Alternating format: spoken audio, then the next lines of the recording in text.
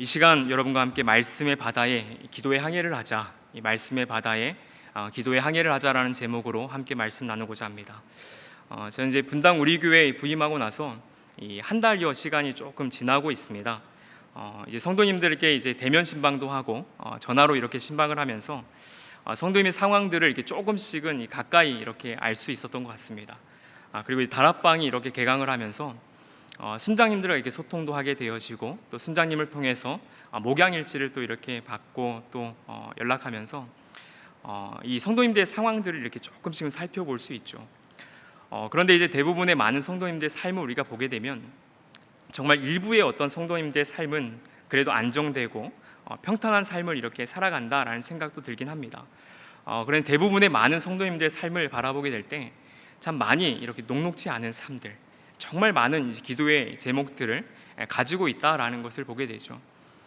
우리가 이제 그런 어떤 기도의 제목들 안에서 정말 나눠보면 여러 가지 어떤 어려움으로 인해서 불면증에 시달리는 성도님들은 정말 많은 것 같아요. 그리고 내색은 하지 않지만 드러나서 이렇게 얘기하신 분들의 이야기를 또 듣다 보면 우울증으로 인해서 약을 먹는 분들도 있고요. 정말 많습니다. 그리고 또한 항암 치료 중에 있는 분들, 저도 참 놀랐던 것이 항암 치료 중에 순장을 하시는 성도님도 있었습니다.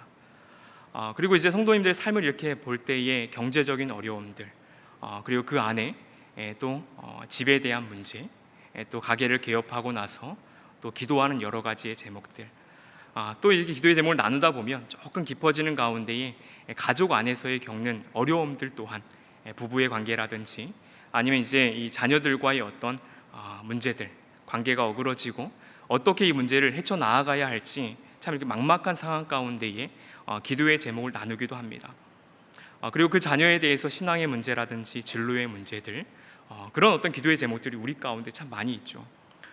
그리고 이제 이 중년을 넘어서다 보면 자녀뿐만이 아니라 양가 부모님에 대한 어떤 고민들과 기도의 제목들도 정말 이렇게 성도님들의 삶 가운데에 많은 이 기도의 제목들로 산적해 있다라는 것을 보게 됩니다.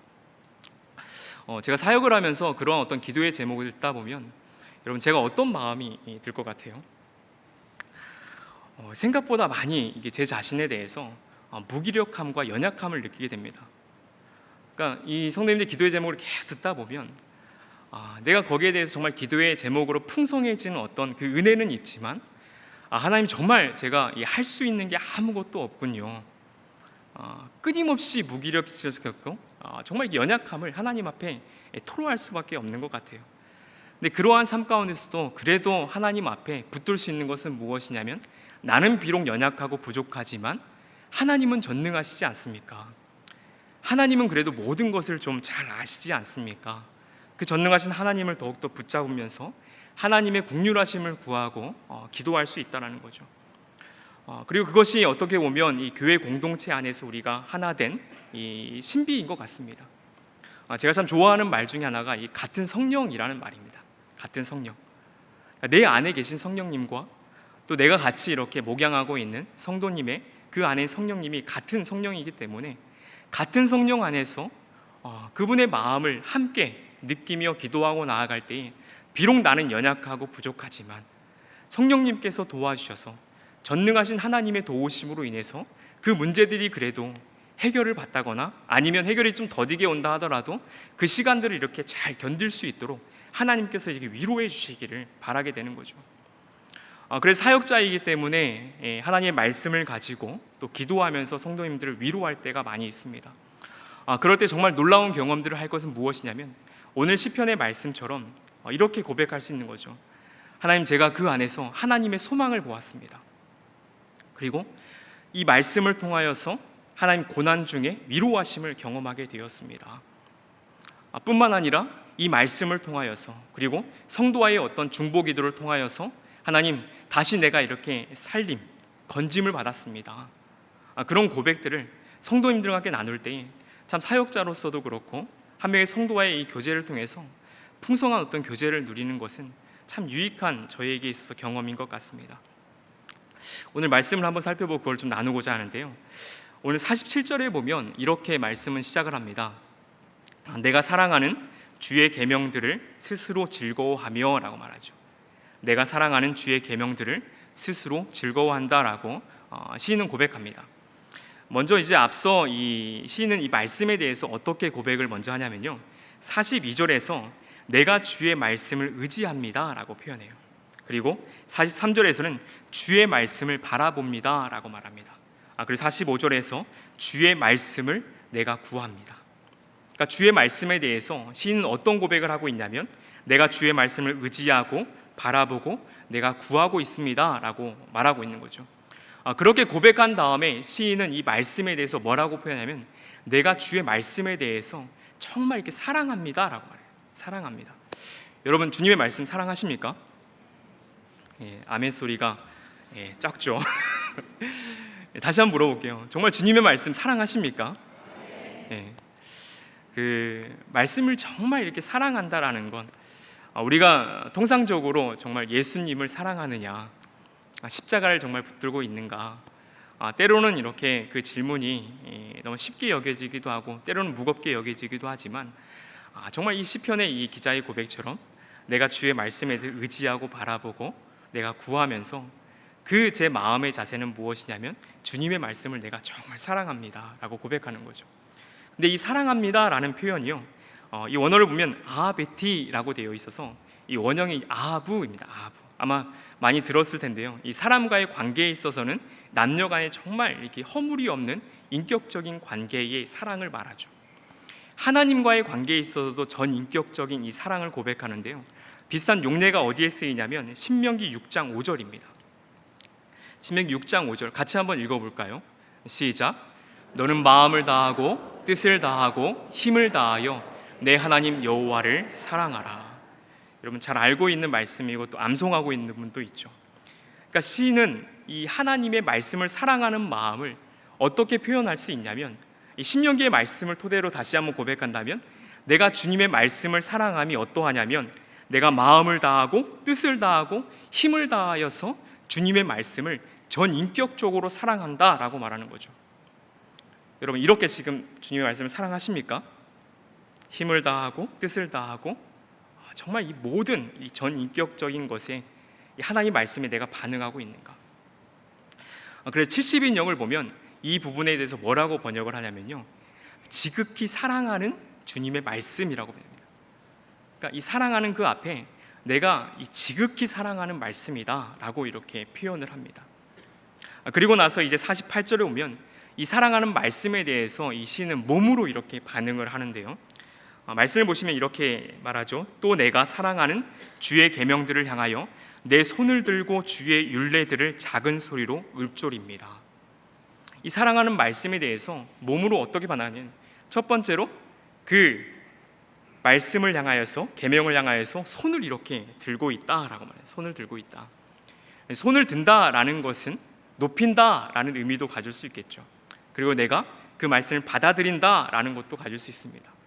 또 한 가지는 이 높인다라는 그 손을 드는 행위들은 시편 28편 2절에 보면 이것은 기도의 행위로서도 볼 수가 있습니다. 시편 28편 2절을 제가 한번 읽어드리면 이렇게 말합니다. 내가 주의 성소를 향하여 나의 손을 들고 주께 부르짖을 때에 나의 간구하는 소리를 들으소서. 이 하나님 앞에 이렇게 손을 들고 간구하는 행위로서도 우리가 이 본문을 볼 수 있는 것이죠. 그리고 나서 두 번째 행동이 이 주의 율례들을 작은 소리로 이렇게 읊조린다라고 말합니다. 이전 성경을 보면 이 읊조린다라는 표현이 묵상한다라는 표현이에요. 이렇게 해서 한번 48절을 다시 한번 여러분 생각해 보면, 정말 내가 주의 이 말씀을 정말 전 인격적으로 이렇게 사랑하는 그 행위 속에서 내가 그 말씀을 정말 깊이 읊조리면서 묵상하면서 이 손을 들고 기도하고 있는 그러한 시인의 모습을 지금 48절에서 한번 볼 수 있는 거죠. 저도 그래서 이 48절을 다시 한번 보면서 이것이 지금 우리가 하고 있는 이 말씀 묵상 훈련과 기도의 훈련이 아닌가라는 생각을 해보게 되었습니다. 그리고 이렇게 우리가 정말 이 말씀을 사랑하고 그 말씀을 붙들고 기도하고 나아갈 때 하나님은 우리에게 어떤 은혜를 베풀어 주시는가, 그것이 이 49절과 50절입니다.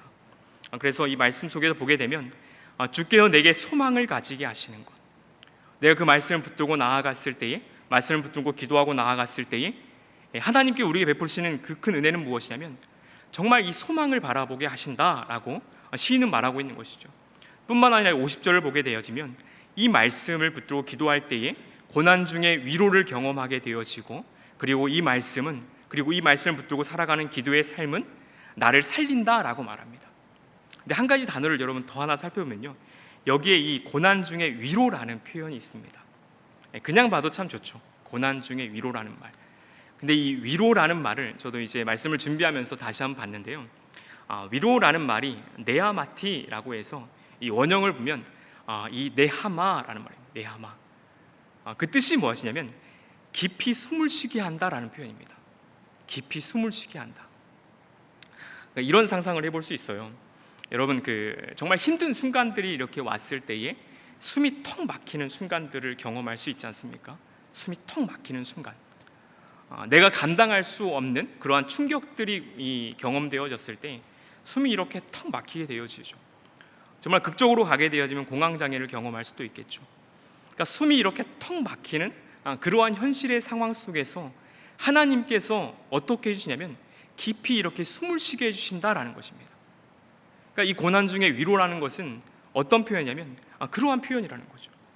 하나님의 말씀을 붙들고 기도하고 나아갈 때에 하나님께서 우리의 삶이 이렇게 턱 막힐 때에 정말 깊이 한숨을 이렇게 다시 내쉴 수 있도록, 그리고 숨을 쉴 뿐만이 아니라 다시 이렇게 살아날 수 있는 그러한 힘을 주신다라고 말하는 것입니다. 그렇기 때문에 정말 강권하여 말할 수 있습니다. 하나님의 이 말씀을 붙들고 기도한다라는 것은 여러분 우리가 정말 이렇게 숨 쉴 수 있는 생명을 줄 뿐만이 아니라 우리가 다시 살아날 수 있는 힘을 준다라는 거죠. 그것을 시인은 이미 경험했기 때문에 이 시편에서 우리에게 강권하고 있는 것 같습니다. 여러분 이 본문을 이렇게 저도 묵상하다가 한 본문을 좀 다른 각도로 더 이렇게 보고 싶어가지고 유진 피터슨의 메시지 성경을 한번 이렇게 봤는데요. 참 이렇게 놀랍게 이 부분을 정말 생생하게 표현을 하고 있더라고요. 유진 피터슨이 47절부터 50절에 대해서 어떻게 말하고 있냐면, 자막을 한번 잠깐 띄워주시게 되면 제가 한번 읽어드리겠습니다. 한번 말씀 그대로 한번 읽어보고 제가 이 말씀에 대해서 한번 기도로 바꾸어서 한번 더 읽어드릴게요. 먼저 보시면, 내가 주님의 계명을 소중히 간직합니다. 얼마나 사랑하는지 주님의 계명에 흠뻑 빠져듭니다. 표현이 되게 생생하죠. 내가 얼마나 사랑하는지 주님의 계명에 흠뻑 빠져듭니다. 그 다음에 뭐라고 하냐면 그 말씀을 내가 죽기 살기로 붙듭니다. 흠뻑 빠져들 뿐만이 아니라 그 말씀을 내가 죽기 살기로 붙듭니다. 고난당할 때 그 말씀이 나를 붙들고 주님의 약속이 내 원기를 회복시켜 줍니다. 그리고 아까 48편의 내용을 여러분 기도와 말씀에 같이 묶어서 볼 때에 여기 말씀을 한번 기도로 바꾸면 이렇게 또 한번 말할 수 있습니다. 내가 주님의 기도를 소중히 간직합니다. 얼마나 사랑하는지 주님의 기도에 흠뻑 빠져듭니다. 그리고 또 말할 수 있죠. 그 기도를 내가 죽기 살기로 붙듭니다. 고난당할 때 그 기도가 나를 붙들고 주님의 약속이 내 원기를 회복시켜 줍니다. 유진 피터스 굉장히 생생하게 말하고 있죠. 내가 그 말씀에 흠뻑 빠져듭니다. 그리고 바꿔 말하면 내가 그 기도에 흠뻑 빠져듭니다. 정말 죽기 살기로 그 말씀을 붙들고 죽기 살기로 정말 이 기도를 붙들길 원합니다. 여러분 이러한 고백들을 여러분 함께 하면 참 좋겠습니다. 저는 개인적으로 제가 그 말씀과 기도 훈련을 이제 여기 와서 하는 거를 보고 참 저에게도 참 유익한 시간이다라는 생각이 들었고, 어떤 이유인지는 모르겠지만 분당 우리 교회 이렇게 그 부임을 하고 있으면서 다시 신학교 1학년으로 좀 돌아간 것 같은 그러한 저 자신을 발견하게 됩니다. 그러한 맥락에서 제가 이 말씀 묵상의 훈련과 기도의 훈련을 제가 처음 했던 곳이 저는 신학교였던 것 같아요. 신학교 가기 전에 제가 신학교를 왜 갔냐라고 할 때 단적으로 얘기한다면 하나님의 사랑이 너무 크게 다가왔습니다. 하나님이 정말 나를 사랑하시는구나, 정말 나를 사랑하시는구나. 근데 하나님이 정말 나를 사랑하시는 것 같은데 그 사랑 앞에 뭔가 반응을 하고 싶더라고요. 나도 그래도 하나님의 사랑에 뭔가는 조금이라도 드리고 싶은데, 근데 이 하나님의 사랑 앞에 제 자신이 굉장히 초라하더라고요. 그러니까 하나님에 대해서도 잘 알지 못하는 것 같고, 하나님의 일을 한다라고 하더라도 뭔가 할 수 있는 게 아무것도 없는 것 같고, 너무 이렇게 초라했습니다. 그러한 마음으로 이 신학교에 들어가서도 딱 이렇게 있는데, 신학교의 이 교훈이 저를 어떻게 보면 더 절망스럽게 만들었습니다. 총신대학교에 5가지의 이 교훈이 있거든요. 이미지를 한번 잠깐 띄워줄 수 있으면요, 지금 이게 이 교훈이 삽입되어진 돌 비석입니다. 아마 잘 보이진 않을 텐데요, 5가지의 교훈인데요, 여기 뭐라고 써 있냐면요, 신자가 되라, 학자가 되라, 성자가 되라, 전도자가 되라, 목자가 되라. 여러분, 이걸 보면 부담이 되겠죠. 너무나 좋은 말이긴 합니다. 신자가 되라, 학자가 되라, 성자가 되라, 전도자가 되라, 목자가 되라. 여러분, 이렇게만 되면 얼마나 이 완벽한 이 신학생이고 얼마나 완벽한 이 목자로서, 목회자로서 살아갈 수 있겠어요? 근데 저는 개인적으로 제가 하나님을 정말 이렇게 사랑하고 싶은데, 뭔가 하고 싶은데 너무나 초라한 제 모습을 바라볼 때 이 5가지의 교훈은 저에게는 너무나 이렇게 절망이더라고요. 그러한 마음 속에서 그래도 첫 번째 한번 도전해봐야지 하면서 여기 신자가 되라라는 표현이 있죠. 신자가 되라. 어떻게 보면 이 표현은 이제 정말 건강한 성도로서의 삶을 얘기할 수 있겠죠. 그래서 이때 제가 신학교 1학년 때 이런 고백을 저 안에서 했었습니다. 그러니까 신학생이기 이전에 신앙생이길. 그러니까 내가 신학생으로 이 지금 신학교에 있긴 하지만 나는 먼저 하나님 앞에서 신앙 수업을 좀 하고 싶다. 그래서 신앙생으로서 나는 하루하루를 좀 이렇게 살고 싶다라는 생각을 했습니다. 그래서 제가 몰두했던 것이 무엇이냐면 먼저는 기도 생활이었습니다. 기도가 생각보다 좀 빠를 것 같더라고요. 그래서 시간이 나는 대로, 틈이 나는 대로 정말 이렇게 기도하려고 노력을 좀 했었습니다. 때로는 선배의 도움도 받기도 하고, 또 수업, 기도와 영성이라는 수업도 있어서 그 수업을 신청해서 또 기도의 생활에 대해서 또 교수님을 통해서 받기도 하고, 그렇게 기도 생활을 정말 열심히 좀 해보려고 했었어요. 근데 이렇게 기도를 하면서도 정말 많은 하나님의 은혜를 경험했지만 한 1년 반 정도 지났을 때 기도 생활이 이렇게 뭔가 벽에 부딪힌다라는 생각이 들더라고요. 그래서 이 하나님 앞에 기도할 때, 하나님 정말 기도 열심히 하고 싶은데 뭔가 모를 이 벽에 이렇게 저는 부딪히는 것 같습니다. 이 마음을 좀 하나님 좀 해결해 주십시오. 그렇게 간구를 하는데 마음속에 조용히 이렇게 밀려오는 그 음성이 어떤 마음이냐면, 이제는 말씀을 붙들고 좀 기도하면 좋겠다. 그런 마음이었어요. 이제는 말씀을 붙들고 좀 기도하면 좋겠다. 근데 제가 암송하고 있는 말씀이 그 당시에 많이 없었거든요. 시골에서 이렇게 신앙생활하면서 계당목가 열심히 하고 다녔지만 머릿속에 생각보다 든 게 없다라는 생각이 들었습니다. 말씀을 붙들고 기도하라고 해도 말씀을 붙들고 기도하는 게 뭔지 모르겠더라고요. 그래서 그때부터 성경책을 들고 기도실에 가서 시편을 이렇게 펼쳐놓고 시편을 보면서 1인칭 기도를 하는 연습을 해봤습니다. 아마 성도분들 중에서도 아마 그런 연습을 해보신 분도 있으실 것 같아요. 그래서 시편을 읽어가면서 시편의 화자가 나로 이렇게 해서 읽어가는 연습을 했죠. 처음에는 그것도 힘들더라고요. 말씀을 한번 읽어가고 나의 기도로 바꾸어서 기도하는 연습들이 굉장히 이렇게 냉랭하게 다가왔습니다. 근데 계속 한번 그래도 시작한 거니까 한번 해보자는 마음으로 계속적으로 말씀을 붙들고 계속 기도하고 나아갈 때 정말 놀랐습니다. 그 말씀을 읽어가면서 말씀을 붙들고 기도할 때에 눈물을 흘리고 있는 저 모습을 발견하게 되더라고요. 제가 더 놀랐던 건 무엇이냐면, 지금도 어렵지만 그 당시에 더 어려웠던 로마서 말씀을 이렇게 쭉 읽어가면서 제 읽는 속도로 로마서를 1장부터 16장까지 읽으면 한 46분, 50분 안쪽에 로마서를 이렇게 쭉 읽어갑니다.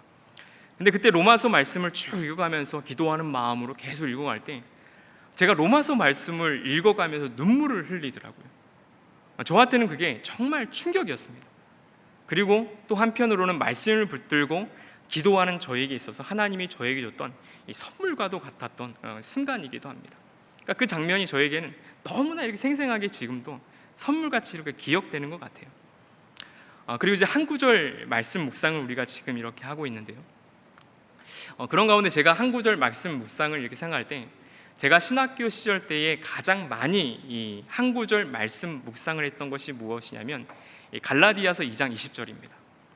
이 말씀은 제가 인격적으로 만난 말씀, 아마 성도님들마다 정말 이렇게 좋아하는 말씀도 있지만 정말 그 말씀이 나를 이렇게 정말 두드릴 뿐만 아니라 말씀에 크게 이렇게 한번 충격을 받은 경험들, 좋은 말로 표현하자 그러면 인격적으로 경험한 말씀이 아마 있을 것 같아요. 만약 없다 그러면 여러분 인격적으로 경험한 말씀을 한번 정말 구해봤으면 좋겠습니다. 저는 인격적으로 경험한 말씀이 이 갈라디아 2장 20절이 처음입니다. 그래서 이 말씀이 저에게 너무나 귀한 말씀이었거든요. 이 바울의 고백이죠. 내가 그리스도와 함께 십자가에 못 박혔나니 그런즉 이제는 내가 사는 것이 아니요 내 안에 예수 그리스도께서 사는 것이다.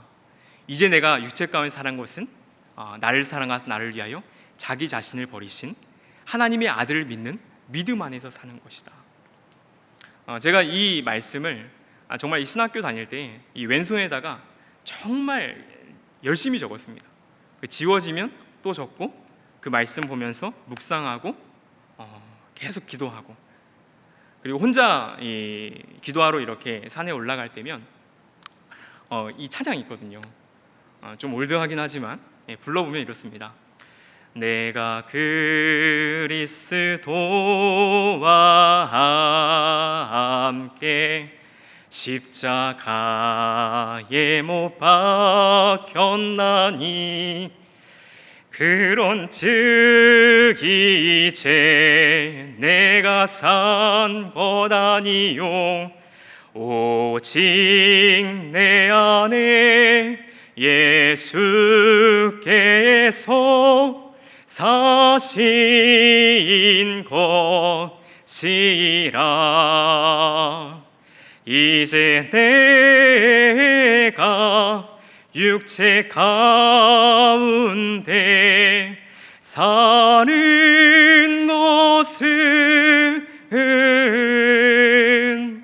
나를 사랑하사 자기 몸 버리신 주를 위해 산 것이라. 저는 이 찬양이 너무 좋았어요. 정말 내가 처음으로 인격적으로 어떻게 보면 저를 무너뜨린 말씀이기도 하지만 끊임없이 많이 물어보게 되거든요. 하나님, 제가 어떤 인생을 살아야 됩니까? 어떻게 살아야 됩니까? 그럴 때 이제 사는 것은 나를 사랑하사 나를 위하여 자기 몸을 버리신 하나님의 아들을 믿는 믿음 안에 사는 것이야. 너 이제 예수로 살면 돼. 예수로 살면 돼. 정말 이 찬양이 저에게는 매일같이 이렇게 저를 이렇게 세워주는 이 말씀과 같은 찬양이었습니다. 여러분, 그렇기 때문에 저는 지금 여러분들이 지금 함께 이렇게 하고 있는 이 한 구절 말씀 묵상과 기도의 훈련들이 정말 여러분의 인생에 있어서 너무나 귀한 순간들인 것 같습니다. 때로는 어떻게 보면 신학교를 제가 들어가서 처음 하나님, 저 신앙생으로 정말 바르게 살고 싶어요. 정말 이렇게 신자로서 제가 바른 이 기둥을 세우고 싶습니다 라고 말할 때에 그 말씀을 붙들고 기도했던 순간들. 근데 출발이기도 했지만 제가 지금 이렇게 사역을 하면서도 말씀과 기도는 이 사역자, 이 교역자로서 살아가는 삶에 있어서 이 중심축과도 같습니다. 저에게서도 이게 흔들려 버리면 성도를 목양할 수 있는 힘을 잃어버리는 것 같아서 지금도 어떻게 보면 가능한 이렇게 힘을 내어서 정말 하나님 말씀 앞에 나를 견고히 세워가고 싶고 정말 기도의 뿌리를 정말 이렇게 깊이 세워가고 싶은 마음들이 지금도 어떻게 보면 계속 있고, 어찌 모르겠습니다. 정말 이렇게 주님 나라 가는 그날까지 끝까지 이 말씀 묵상과 기도는 끝까지 해야 될 훈련들이 아닌가라는 생각을 하게 됩니다. 여러분, 이렇게 우리가 말씀을 묵상하고 기도하는 것, 이것은 성경에서도 이 인물에서도 한번 찾아볼 수가 있죠. 모세, 여러분 잘 아시죠? 모세. 민수기 14장 17절에서 20절을 보면 모세가 이 백성들의 죄를 용서해 달라라고 기도할 때에 출애굽기 34장 6절 7절의 말씀을 인용하면서 기도를 합니다. 제가 말씀 한번 읽어드릴게요. 이제 구하옵나니 이미 말씀하신 대로 주의 큰 권능을 나타내옵소서. 이르시기를 여호와는 노하기를 더디하시고 인자가 많아 죄악과 허물을 사하시나 형벌을 받는 자는 결단코 사하지 아니하시고 아버지의 죄악을 자시에 갚아 3, 4대까지 이르게 하시나이다. 구하옵나니 주의 인자의 광대하심을 따라 이 백성의 죄악을 사하시되 애굽에서부터 지금까지 이 백성을 사하신 것 같이 사하시옵소서. 이렇게 기도할 때 하나님께 무엇이라 말하냐면요, 여호와께 이르시되 네가 말한 대로 사할 것이다. 그러니까 모세가 이 백성의 죄를 사하고자 기도할 때 모세가 붙들었던 기도는 뭐냐면, 하나님, 여호와 하나님은 노하기를 더디하시고 인자하신 하나님 아닙니까? 그 말씀을 붙들고 모세는 기도했을 때에 하나님께서 이 백성의 죄를 용서해 주시는 경험을 모세가 한다라는 것이죠. 여러분, 또 한 명의 인물을 얘기한다면 느헤미야입니다. 느헤미야는 하나님이 언약을 붙드는 기도를 느헤미야 1장 5절에서 하는데요, 당시의 상황들을 보면 그렇죠. 성전도 불타지고 유다는 이렇게 망할 수밖에 없는 상황들, 백성들은 이렇게 포로로 끌려가면서 이렇게 말하는 겁니다. 정말 하나님께서 다윗과 맺은 언약이 지금 이루어질 것인가? 하나님, 우리 버린 거 아닌가? 하나님, 우리를 이제 긍휼히 여기시는 건 이제 안 하시는가? 그 앞에 이 느헤미야가 출애굽기 20장 6절의 말씀을 붙들면서 이렇게 기도합니다. 이르되 하나님, 여호와 크고 두려우신 하나님이요 주를 사랑하고 주의 계명을 지키는 자에게 언약을 지키시며 긍휼을 베푸시는 주요 간구합니다. 느헤미야가 붙든 것은 무엇이냐면, 주를 사랑하고 주의 계명을 지키는 자에게. 하나님은 어떠한 분이시냐면 언약을 지키시며 긍휼을 베푸시는 분 아닙니까? 하나님, 출애굽기에서 하나님 그렇게 약속하신 분 아닙니까? 그 말씀을 가져와서 느헤미야가 기도했을 때 하나님의 회복의 역사의 순간들을 분명히 경험하게 하신다라는 것이죠. 그리고 우리가 신약에 와서 예수님은 이 이사야 56장 7절에 여러분 잘 아는 표현이죠. 내 집은 기도하는 집이다. 내 집은 기도하는 집이다. 성전에 이 장사를 하는 모습을 보고 성전을 정결케 하는 그 모습 속에서 예수님은 이 이사야의 이 말씀을 끌어와서 말하고 있는 것입니다. 그들에게 이르시되 기록된 바 내 집은 기도하는 집이 되리라 하였거늘 너희는 강도의 소굴을 만들었도다 하시니라.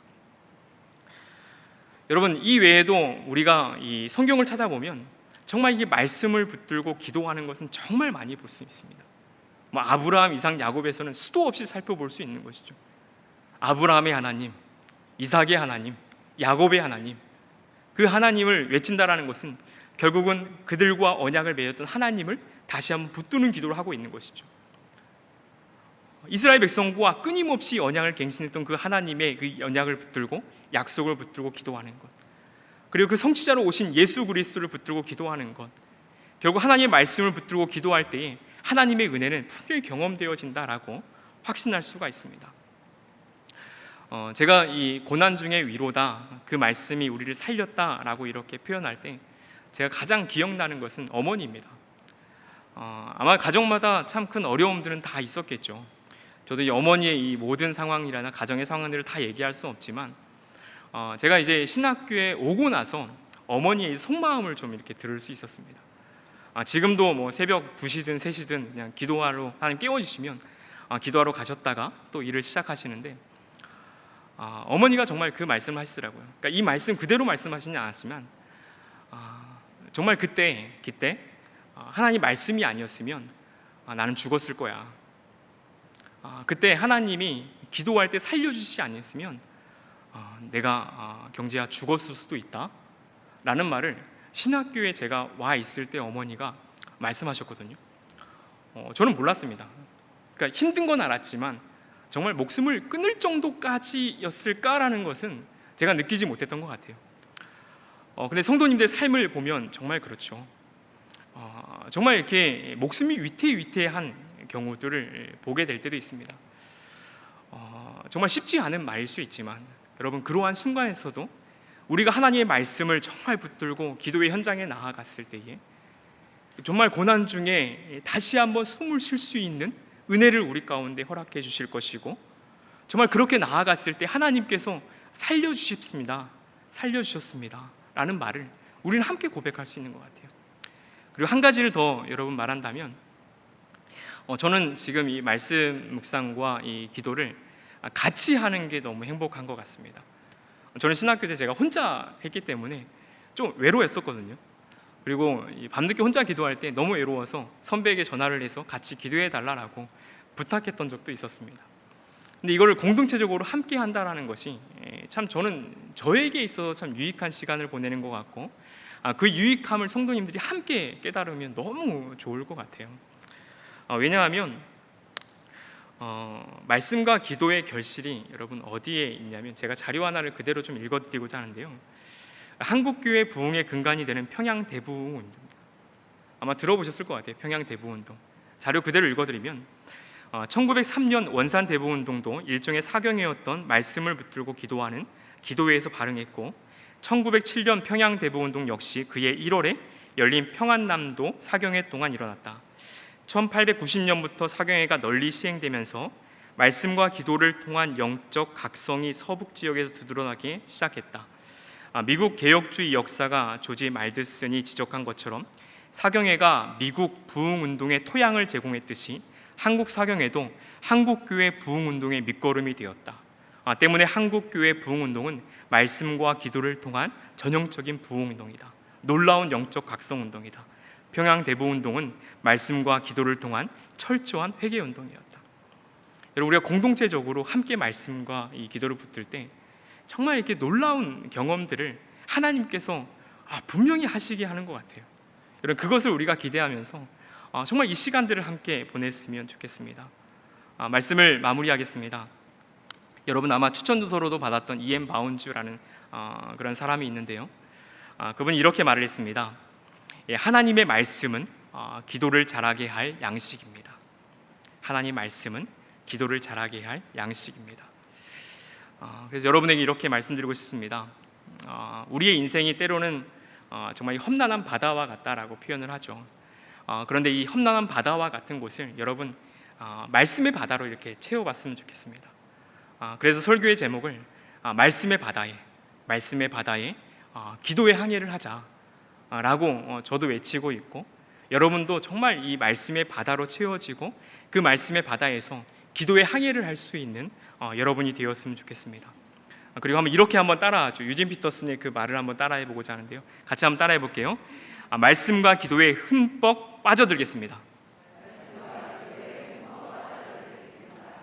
이번은 좀 결단하기 힘든 건데요, 죽기 살기로 말씀과 기도를 붙들겠습니다. 여러분 그렇게 하시겠습니까? 정말 말씀과 기도에 흠뻑 이렇게 빠져들고 죽기 살기로 말씀과 기도를 붙드는 삶, 이러한 삶을 살아갈 때 정말 고난 중에 위로를 허락하시고 어두운 상황 가운데 한 줄기 빛으로서 하나님께서 은혜를 부어주시고, 그리고 그 은혜가 나를 이렇게 살렸다라고 고백할 수 있는 성도님의 삶이 되기를 주님의 이름으로 축원합니다.